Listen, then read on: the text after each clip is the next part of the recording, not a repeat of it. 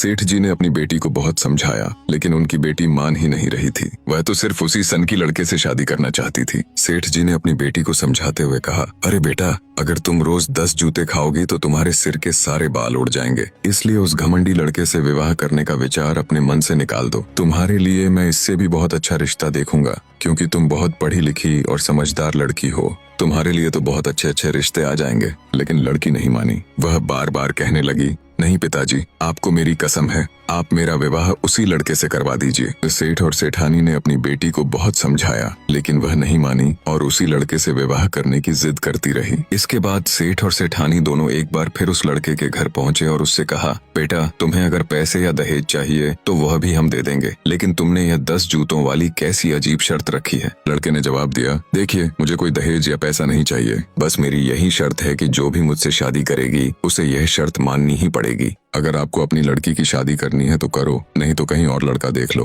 ये अब सेठ जी को कुछ समझ नहीं आ रहा था। बहुत सोचने के बाद उन्होंने अपनी बेटी का रिश्ता उसी लड़के के साथ तय कर दिया। कुछ समय बाद शादी का दिन आ गया। लड़का बारात लेकर लड़की के घर आ गया और सीमा दुल्हन बनकर विवेक के घर पहुंच गई। सेठ जी ने अपने जमाई को बहुत सारा दान दहेज भी दिया था। ससुराल में सभी ने सीमा का बड़े प्रेम से स्वागत किया। उसकी सास ने उसकी नजर उतारी और उसे गले लगाकर घर के अंदर प्रवेश करवाया। थोड़ी देर बाद सास ने अपनी बहू को अपने हाथ से खाना खिलाया और फिर उसे कमरे में आराम करने के लिए भेज दिया। सीमा अपने कमरे में बिस्तर पर बैठी थी और अपने पति विवेक का इंतजार कर रही थी। कुछ समय बाद विवेक कमरे में आया। वह अपने जूते उतारकर सीमा से बोला, अपना सिर आगे करो, मुझे तुम्हें 10 जूते मारने हैं। तब दुल्हन सीमा ने शांत स्वर में कहा, देखिए, 10 जूते तो आप मुझे मार लेना। मुझे पता है कि मैंने सब कुछ सोच समझ कर ही यह शादी की है, इसलिए मुझे 10 जूतों का कोई डर नहीं है। लेकिन पहले आप मुझे एक बात बताइए, मेरे माता पिता ने मुझे पाल पोस कर इतना बड़ा किया और मेरी शादी में इतना सारा धन और दहेज दिया। आज तक उन्होंने मुझे एक भी जूता नहीं मारा। तो अब आप बताइए कि आप मुझे किस अधिकार से 10 जूते मारना चाहते हैं? क्योंकि आपकी कमाई का तो मैंने अब तक एक गिलास पानी भी नहीं पिया है।